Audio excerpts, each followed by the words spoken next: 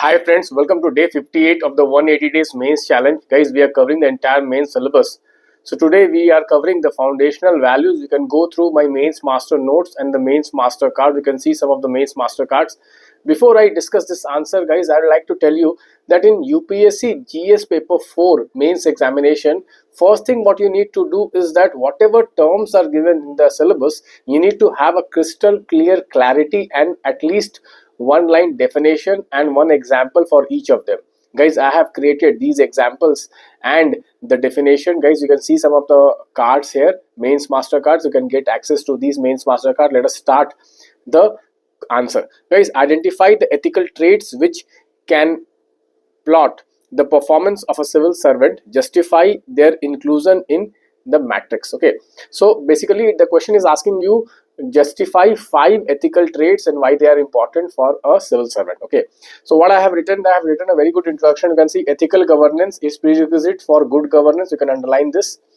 The most important characteristic of ethical governance is that civil servant must have ethical traits.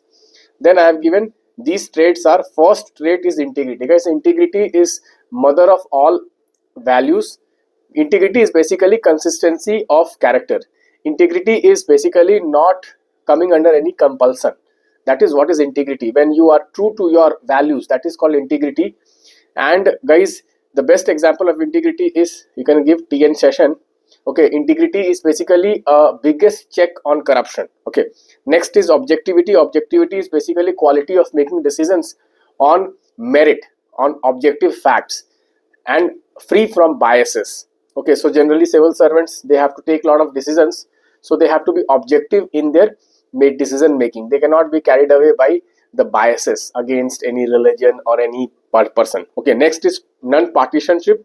Basically is performing your duty without getting influenced by any political ideology or political party, which is very important to prevent politicization of civil service. Guys, politicization of civil service is one of the biggest problem, guys. Okay, next is empathy. Empathy is also called the mother of all values, because if you do not have empathy, then you will not be able to serve the poor people, the vulnerable people. Guys, remember, you are joining civil service to help the poor people. Okay, so you need to have empathy. And next is commitment and dedication. Commitment and dedication basically is devoting yourself to a cause. Okay, and the cause here is basically civil services is to serve the poor, to implement the government policies. Okay, that is what is called commitment and dedication. And in the end, what I have done is that I have drawn this diagram and I have shown what are the important traits of civil servants. You can give a lot of examples. Also, you can see I have given example of SR Shankaran. He was an IAS officer. He was very empathetic to the tribal peoples, like this.